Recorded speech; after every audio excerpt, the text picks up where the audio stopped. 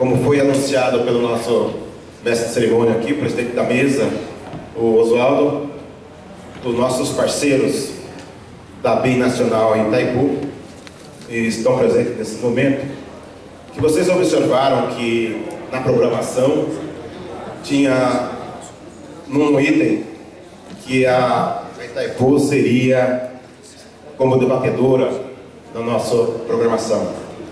Mas em função de um evento que está acontecendo em Paris, eles não puderam estar presentes no ato, mas estão hoje aqui conosco, inclusive chegaram ontem, já à tarde, e estará usando da palavra por alguns minutos, aonde eles estarão apresentando não o debate que seria apresentado nas oficinas, mas estará trabalhando a questão com foco no mesmo tema. Está conosco então aqui o Sidney, me permite chamar assim, por favor, que o momento agora é de vocês. É uma satisfação imensa estar aqui reunido com vocês nesse evento tão importante, que trata e retrata a Itaipu Nacional como parceira de vocês nos eventos e principalmente como apoiadora das boas ações. Nós estamos, infelizmente, aqui no momento corrido. Eu estava prestando um trabalho, basicamente de assessoria, juntamente com o Valentim, que é o gerente da divisão da parte de resíduos, e tem desenvolvido um trabalho fundamental na questão de eficiência energética. Eu tenho aqui uma fala para dizer para vocês, a questão do meio ambiente, e como bom filho de italiano, eu não consigo ficar sentado. Eu, na sequência, vou levantar e farei uma apresentação breve, um relato bem sucinto do nosso programa Cultivando Água Boa, que recentemente foi reconhecido pela ONU, a Organização das Nações Unidas, como a melhor prática de gestão em água do mundo. Nós somos recebidos na ONU e isso, o nosso objetivo, como Itaipu Nacional, uma instituição que preocupa com a questão socioambiental, é trabalhar a questão do meio ambiente e as pessoas. E vocês perceberão na apresentação e num vídeo que eu trago de 6 minutos, que traz um contexto geral e total de todas as ações que envolvem o Itaipu Nacional. Pessoal, eu trago aqui uma foto da nossa principal atração turística de Foz do Iguaçu, Cataratas do Iguaçu. A quem não esteve lá ou a quem conhece, reconhece, esse é um momento que muito nos agrada, que é um período de cheia de Foz do Iguaçu. Contudo, as pessoas que lá residem, mesmo os moradores, param alguma dúvida com relação. Porque Itaipu está cercado por 2 rios, o Rio Iguaçu, que é exatamente que deságua as Cataratas do Iguaçu, e o Rio Paraná, que é onde Itaipu está instalado. Então eu gosto de fazer esse comparativo porque é uma confusão, ainda mais com esse acidente agora que aconteceu em Mariana. As pessoas acham assim, se Itaipu, que não vai ocorrer evidentemente, houver um transbordamento, vai inundar as cataratas. Não, porque cada uma tem o seu leito e são 2 rios distintos. Lembrando que Cataratas do Iguaçu está no Rio Iguaçu, que nasce em Curitiba, e o Rio Paraná, onde está ligado ao Usina Hidrelétrica Itaipu, onde, acima, montante, temos mais de 52 barragens para o reservatório. E qual o destaque, a importância que eu trago de Foz do Iguaçu e o cuidado com a questão da água para Foz do Iguaçu? Foz do Iguaçu, 70% do seu potencial comercial está ligado com a água, seja pelo turismo das cataratas ou pelo Itaipu Nacional, que é a sua geração. Então é só um comparativo que eu gostaria de fazer. A segunda foto, sim, eu trago que a Itaipu Nacional, a empresa que a gente trabalha e representa hoje 23% de toda a energia consumida no nosso Brasil. Lembrando que é um empreendimento binacional, onde Brasil e Paraguai são detentores, cada um com 50%. Seu faturamento, de 3,4 bilhões de dólares. Sua dívida será totalmente paga em 2023. Lembrando que parte do lucro vai para o Brasil, do Tesouro Nacional, e parte do outro, 50%, para o Paraguai, onde é administrado da forma que bem convém. Itaipu completou no passado 40 anos de sua existência. Aqui é um slide que mostra exatamente a situação dos rios Iguaçu, onde está o Parque Nacional, Cataratas, e aqui onde está a nossa extensão da usina hidrelétrica. Itaipu, ano passado, como eu disse, completou 40 anos de existência. E na sua missão, até 2003, ela trazia como aproveitamento hídrico do Rio Paraná. Comportavam 16 municípios ao longo do lago, onde é feito o pagamento dos royalties. A partir de 2003, com a chegada do Jorge Miguel Samek, nosso diretor até hoje, houve uma alteração na sua missão. Qual foi esse grande ganho e o gancho que nós tivemos? Foi de sair de uma geração de energia, o aproveitamento do rio hídrico, para aproveitamento hídrico com responsabilidade social e o desenvolvimento territorial. Território esse que envolve as pessoas, território esse que tem na pessoa o seu grande comprometimento, o seu conhecimento e a valorização daquilo onde Itaipu atua. Não simplesmente como uma empresa geradora de energia, mas sim preocupado com o ambiente e mitigar aquilo que possivelmente tenha causado. Ali são alguns dados do empreendimento, como se tem, onde que atuamos e a forma que temos. Eu já falei para vocês dessa alteração que ocorreu em 2003 com relação ao aproveitamento hídrico em território sustentável do Brasil e Paraguai. De repente alguém está pensando assim, Sidney, tudo isso que você vai passar ou tem, existe no Paraguai? Existe da mesma forma no papel. Porque quando nós começamos em 2013 essa nova missão, o Paraguai evidentemente tinha na sua necessidade outras demandas. Nós partimos para a questão ambiental. O Paraguai, por ser um país pequeno e não tão desenvolvido, passou a ter outras necessidades. A exemplo de construção de escola, pavimentação asfáltica que não existia. E nós, na região dos 29 municípios, já contemplávamos tudo isso. Por isso estamos um pouco à frente do irmão Paraguai.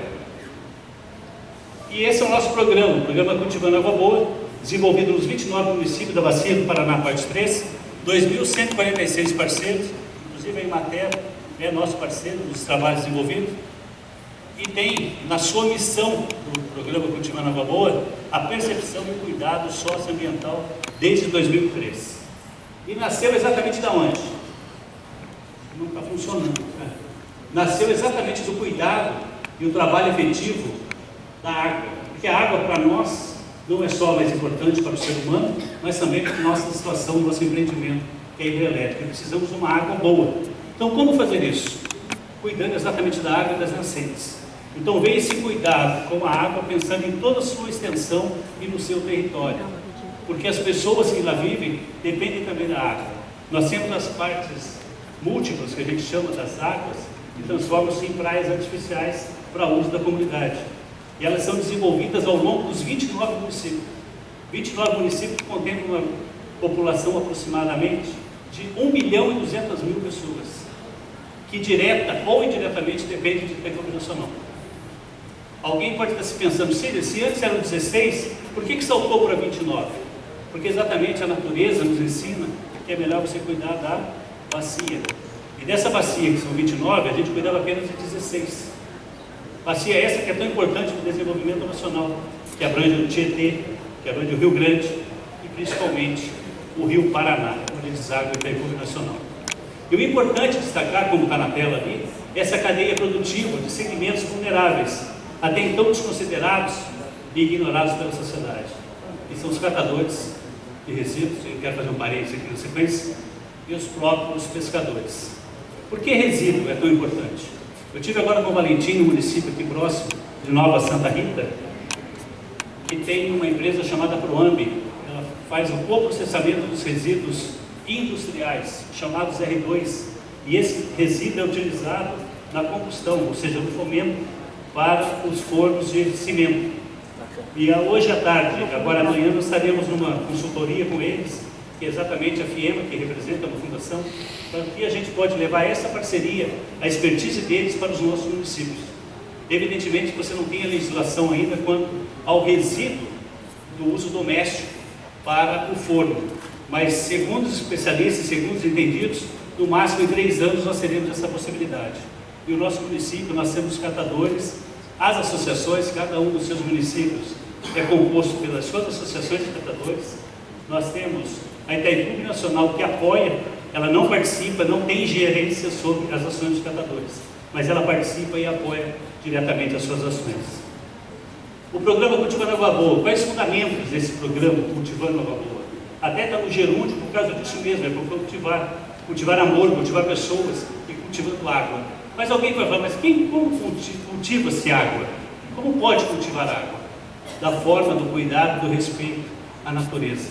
Nós temos hoje mais de 257 microbacias recuperadas, nascentes sendo recuperadas, o trabalho, o envolvimento da comunidade, o envolvimento do jovem, que até hoje nós estamos debatendo no caminho nesse deslocamento, a questão do município de Bento Gonçalves. Alguém é daqui? A preocupação está no jovem, a herança, do como vai ficar esse jovem, porque o jovem não quer ficar mais no campo, o jovem quer ir para o centro, o jovem quer ir para a sociedade, o jovem quer sim fazer presente onde? Na cidade. E quem vai cultivar aquilo que eles implementaram? Era essa a nossa grande discussão hoje durante o almoço. O que fazer? E nós temos o programa Cultivando Água Boa que traz essa preocupação com o jovem, o encaminhamento dessa questão de permanecer na pequena propriedade, de ter o cultivo orgânico e ser valorizado. Então nós cuidamos com o princípio da Carta da Terra, são os instrumentos, apoio em segmentos socialmente vulneráveis, gestão com abordagem sistêmica, trabalho na educação ambiental. Para nós a questão da educação ambiental é importante, é o fator de transformação para essa sociedade. A escola não tem outro caminho se a gente não partir para a educação dos nossos jovens, que serão o futuro de amanhã. Eu sei que é duro você jogar essa responsabilidade para os jovens, é a culpa é sua, você tem que resolver aquilo que não tivemos competência. Mas qual a outra forma, se o mundo é de todos? Convivemos num espaço comum, temos os mesmos anseios, agora infelizmente alguém vai ter que trabalhar para isso. Só que cada vez mais você vê o distanciamento das pessoas, dos jovens. Quem é pai, quem é mãe, tem jovem em casa, seja primo, sobrinho, tio, sabe do que eu estou falando. Eles vivem no seu mundo à parte. Parece que isso que a gente faz aqui não é deles. Eles estão conectados, numa linguagem deles, na rede. O importante para eles é rede. Um evento igual a esse que eu presencio aqui, participo de vários, se tivesse uma camada jovem, não é uma crítica, é uma constatação. Cada um estaria com o seu notebook, cada um estaria com o seu celular, filmando, e o WhatsApp, e a solução estaria pronta no mesmo momento. Então o mundo é jovem. Agora, como que a gente compreende, como que a gente fala a linguagem do jovem? Porque talvez a gente tenha um sentimento daquilo que não é valorizado por eles, cara. Você fala para o jovem que você tem uma dificuldade, que você não tinha isso na época dele, que você não tinha, ele olha para você e fala assim: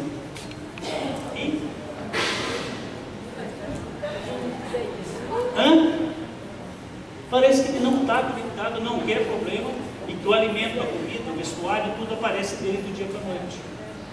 Agora, como conviver essa dicotomia? Como conviver essa separação de valores? E só tem uma forma de fazer isso: é comovendo mentes e corações. E como é que a gente faz isso?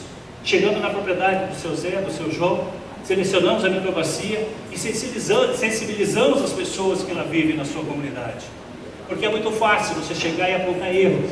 A gente vive hoje numa posição de vitimologia, onde todos são culpados, menos eu.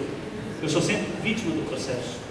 Eu não participo. Agora é muito cômodo para mim, como Itaipu Nacional, como outra grande instituição, chegar e apontar como fazer. O difícil é fazer. O difícil é a transformação desse processo. Então a gente chega e se identifica a comunidade, trabalhamos com o sentimento dessa comunidade, formamos um comitê gestor, que essa é uma grande vertente do nosso programa. É trabalhar com o coletivo educador e o coletivo gestor, o comitê gestor, desculpa. Por que a gente faz isso? A Itaipu não toma nenhuma decisão por ela ser Itaipu. Ela convoca, exemplo de vocês aqui, e vocês decidem, chamada Oficina do Futuro. Vamos lamentar, é bom lamentar. Vamos chorar, é bom chorar. Agora a gente tem que planejar. Agora de que forma? Conjunta, participativa. A Itaipu Nacional é dona da empresa, mas ela não tem ação, não tem propriedade de chegar na sua propriedade, na sua casa e fazer a transformação. Então ela pede a sua autorização, o seu comprometimento e o seu sentimento de fazer a transformação. Feito isso, nós partimos para essa oficina do futuro, que é a lamentação. Ajustes de parcerias, Pacto das Águas, onde nós levamos os 4 elementos: ar, água, fogo e a água. Os resultados de ajustes. Gente, eu estou sendo um pouco rápido, porque me deram 15 minutos, eu tenho um vídeo para passar. Isso eu falaria num tempo maior, abriria para plenário, para a gente poder discutir e debater cada ponto desse, de como que a gente faz e quais os resultados alcançados e obtidos na bacia do Rio Paraná Paranaense. Aqui algumas ações de responsabilidade social que nós temos: gestão da bacia hidrográfica, a parte da educação ambiental, a parte dos quilombolas, dos indígenas, tanque-rede, um monitoramento, agricultura familiar orgânica e plantas medicinais. Nós trabalhamos com 65 programas dentro disso.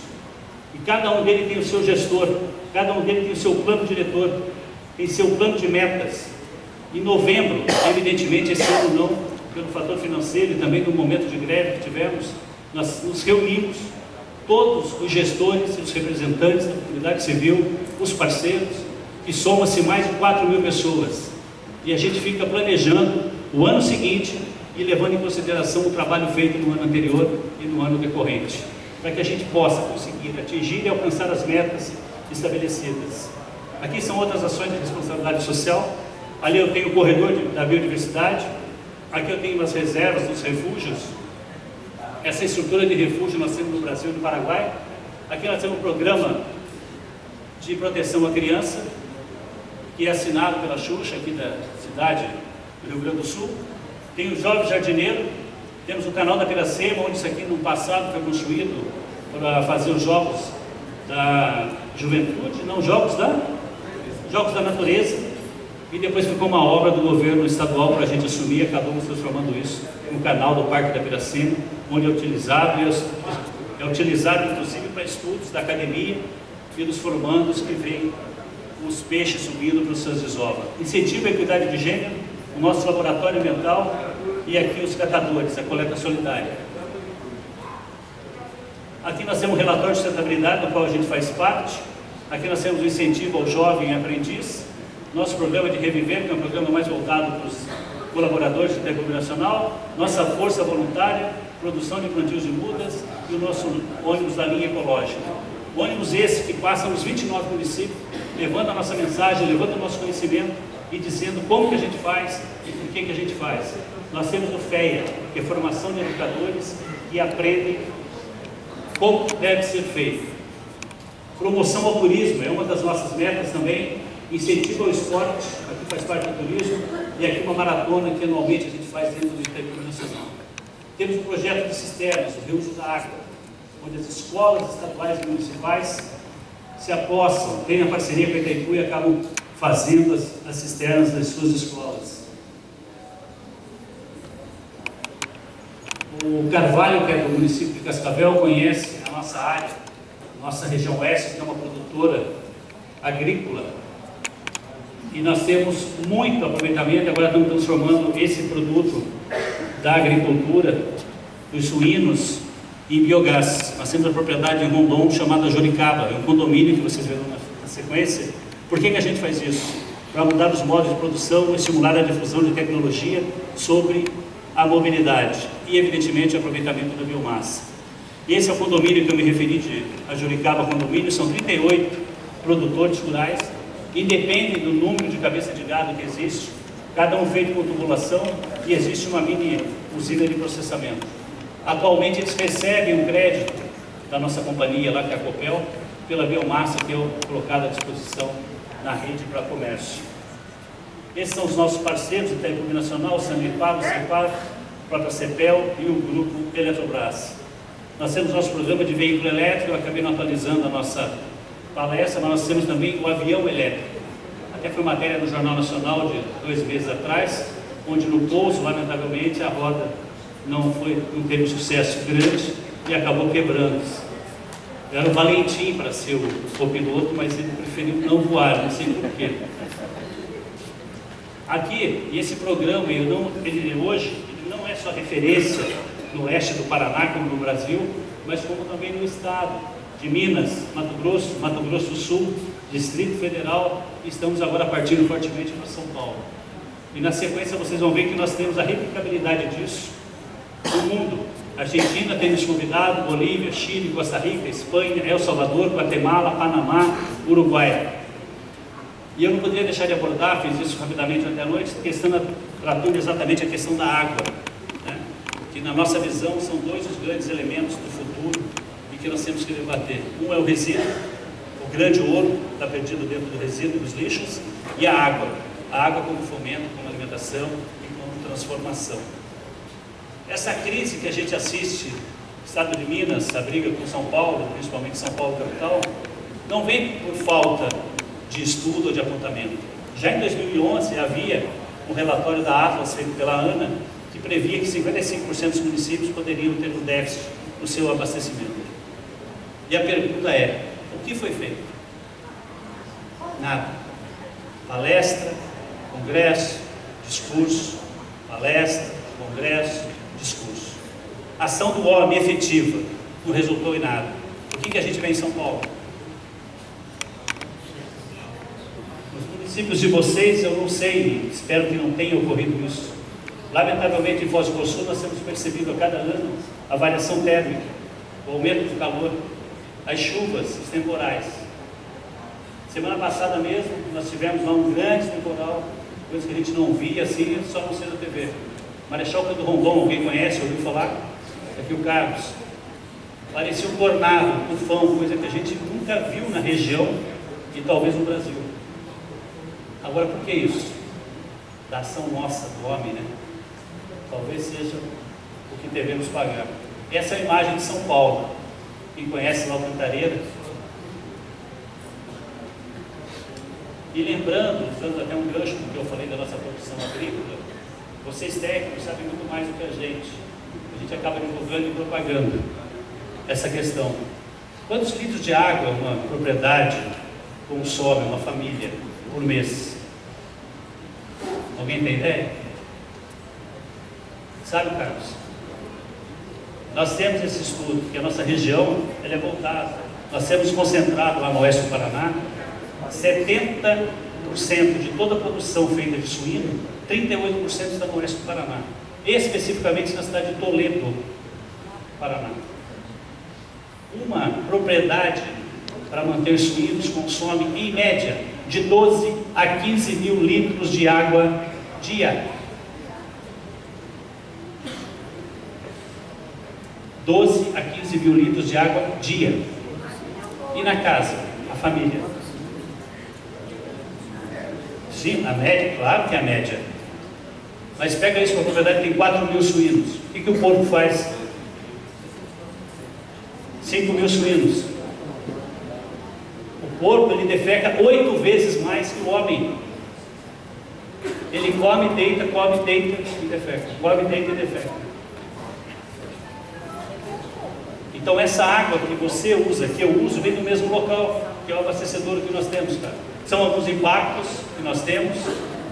E esse cenário requer o quê? Uma nova ética. Uma nova ética do quê? Da sustentabilidade, da cultura da água, o que fazer pela água, com a água e para a água. E aqui nós temos o que eu acabei de dizer. Como está a água representada? No seu uso doméstico, comercial, industrial e agrícola. E eu acentuo ali o agrícola. 70% está na parte agrícola.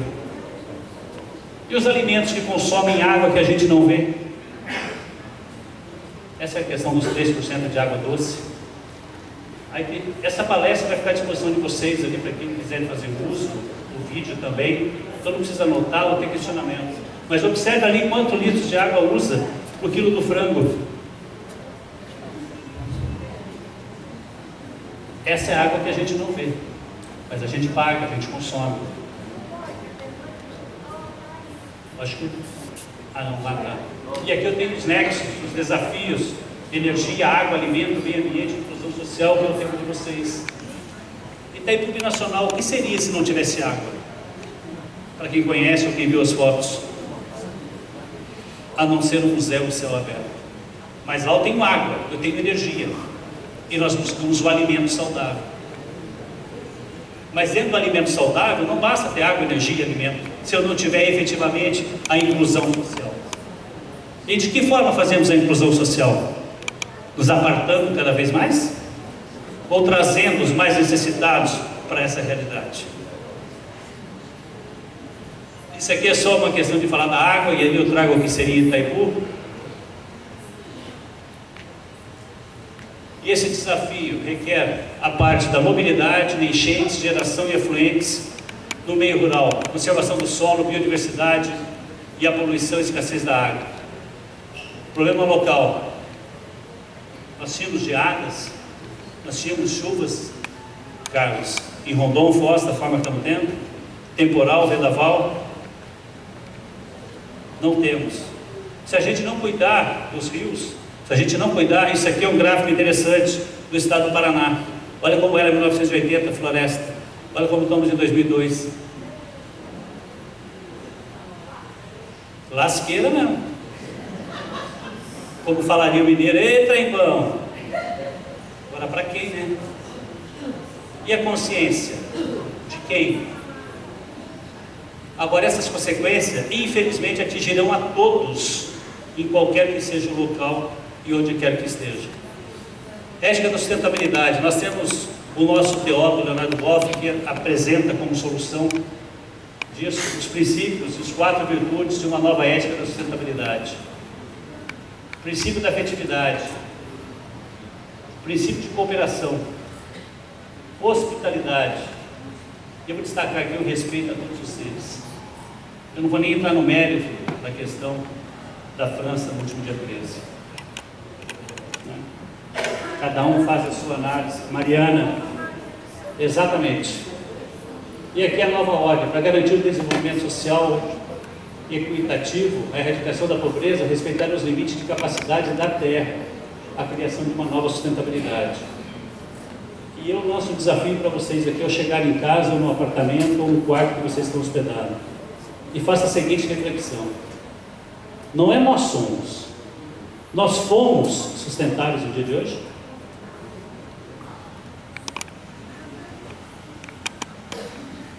Se queremos um mundo melhor, temos que ter a transformação de um modelo de desenvolvimento para a responsabilidade compartilhada. Mas não é responsabilidade compartilhada somente do governo, é de todos.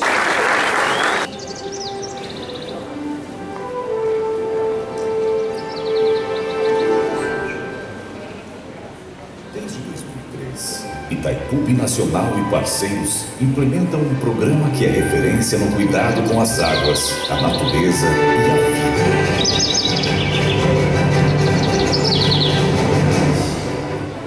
Programa Cultivando Água Boa. Mais do que uma ação ambiental, o Cultivando Água Boa é um movimento de participação permanente que envolve milhares de parceiros como prefeituras, cooperativas, organizações não governamentais, universidades, associações comunitárias, empresas, produtores rurais e todos os moradores da bacia.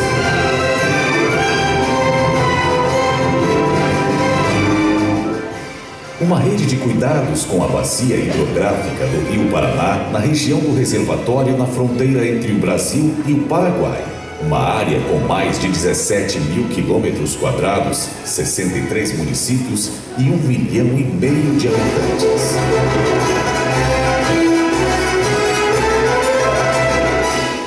As ações do Cultivando Água Boa estão fundamentadas na ética do cuidado e na cultura da sustentabilidade, propondo um novo jeito de ser, viver, produzir e consumir. Desde o lançamento do programa Cultivando Água Boa, muitas foram as ações desenvolvidas e os resultados colhidos, tudo com uma permanente e ampla participação corresponsável de todos os atores da bacia, que participam dos 29 comitês gestores municipais, dos 10 comitês gestores temáticos e dos 29 coletivos educadores. Através das oficinas do futuro e dos pactos das águas, firmamos o compromisso para o cuidado com nossas águas, solo e biodiversidade. E hoje, de 2 microbacias piloto, já alcançamos mais de 200 microbacias recuperadas com terraceamento e a readequação de estradas, a instalação de abastecedouros comunitários, recuperação das matas ciliares e nascentes e a formação de corredores de biodiversidade.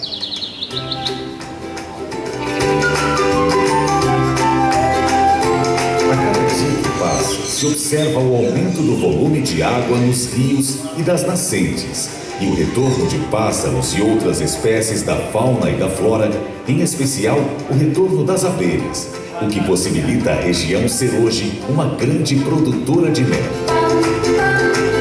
Uma bacia hidrográfica mais equilibrada ecologicamente possibilita avançarmos na produção de orgânicos, na diversificação, na agroindustrialização e assim fortalecer a agricultura familiar, que com uma ampla rede de assistência técnica já fornece em média 50% dos alimentos consumidos em nossas escolas e creches, além das feiras de venda de produtos e alimentos municipais e regionais.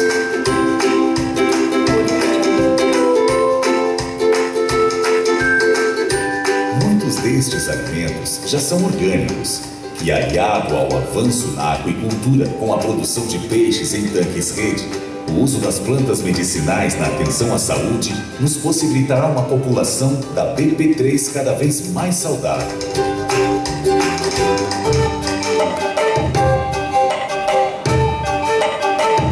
Esta melhoria de qualidade de vida deve atingir a todos os segmentos, em especial os mais vulnerabilizados, através da inclusão social produtiva, como já se observa na melhoria de qualidade de vida dos pescadores, na organização dos catadores, que além de aumentarem seus rendimentos, hoje começam a ser contratados pelos municípios, ou ainda a sustentabilidade das comunidades indígenas com a melhoria na infraestrutura, produção e valorização da cultura e do modo de vida guarani.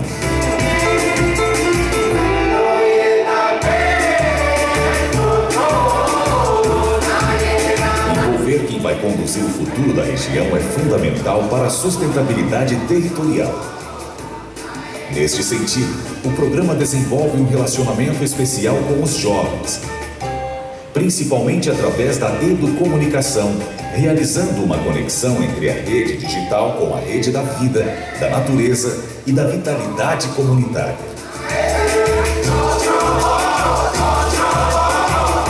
Toda esta sustentabilidade territorial se realiza com um amplo processo de formação e informação, atuando com a educação formal, informal e difusa em todos os municípios da bacia, que hoje consolidam uma rede de multiplicadores, transformadores e construtores desta nova cultura para a sustentabilidade.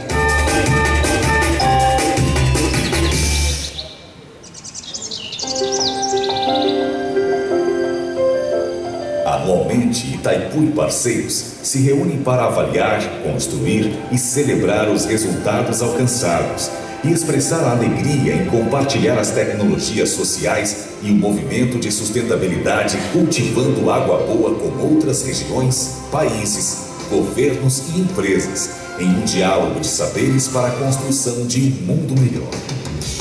Todo o trabalho está ganhando reconhecimento nacional e internacional. No Brasil, conquistou 6 prêmios Benchmarking Ambiental Brasileiro, sendo o Cultivando Água Boa considerado em 2012 como o case da década. Em 2010, o programa CAB recebeu o maior reconhecimento de quem avalia os cuidados com as águas no país, o Prêmio ANA. No mundo, prêmios como o Carta da Terra, Earth Carter +5, em 2005. O Cumbres de Guadarrama, concedido a Itaipu Binacional pela Comunidade de Madrid pelos seus trabalhos de conservação e preservação ambiental. E o maior reconhecimento, o Prêmio Water for Life, entregue pela Organização das Nações Unidas como sendo a melhor prática de gestão de recursos hídricos do planeta, concorrendo com 40 práticas de todo o mundo. Cultivando Água Boa. 11 anos de encontros e caminhos para a construção de um planeta mais sustentável.